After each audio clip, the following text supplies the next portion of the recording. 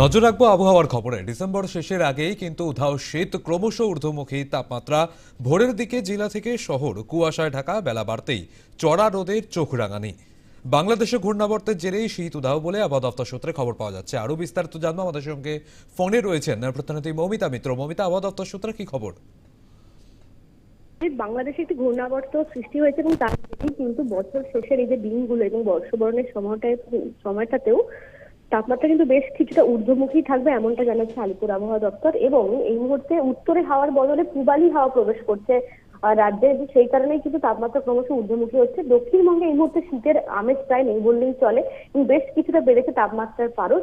তবে তার পাশাপাশি কুয়াশার বেশ প্রকোপ দেখা যাচ্ছে ভোরবেলা এবং সকালের দিকে বেশ কুয়াশার প্রকোপ রয়েছে দক্ষিণবঙ্গ সহ পশ্চিমের জেলাগুলিতেও। এই মুহূর্তে কলকাতার তাপমাত্রা যেরকম জানানো হয়েছে স্বাভাবিকের থেকে 3 থেকে 4 ডিগ্রি বেশি থাকবে। এর পাশাপাশি যেরকমটা বললাম যে পূবালি হাওয়ার দাপট রয়েছে, তার পাশাপাশি প্রচুর জলীয় বাষ্প এই মুহূর্তে প্রবেশ করছে, সেই কারণে কিন্তু তাপমাত্রা ক্রমশ বাড়ছে। এবং জলীয় বাষ্পের পরিমাণ এই মুহূর্তে রয়েছে সর্বোচ্চ 92% এবং সর্বনিম্ন 54%। অতএব যে পূর্বাভাস দেওয়া হয়েছে সেখানে বলা হচ্ছে যে 31 ডিসেম্বরই হোক বা 1 জানুয়ারি, এই সময়টাতে কিন্তু একেবারে উষ্ণই থাকবে তাপমাত্রা এবং সর্বনিম্ন তাপমাত্রা 17 ডিগ্রি সেলসিয়াসের আশেপাশে থাকবে এই সময়টাতে, এমনটাই কিন্তু আলিপুর আবহাওয়া দপ্তর জানিয়েছে। পাশাপাশি উত্তরবঙ্গে কিন্তু বিক্ষিপ্ত বৃষ্টির সম্ভাবনা রয়েছে, পাশাপাশি হালকা তুষারপাতের সম্ভাবনা রয়েছে সিকিমে।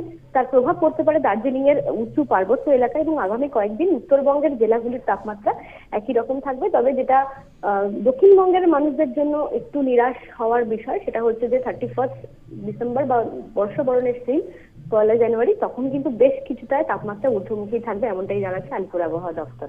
এবং 2023-এর যে কটা দিন বাকি রয়েছে সেখানে আর শীতের জাঁকিয়ে শীত পড়ার সম্ভাবনা প্রায় নেই বললেই চলে। একেবারেই। ধন্যবাদ মৌমিতা।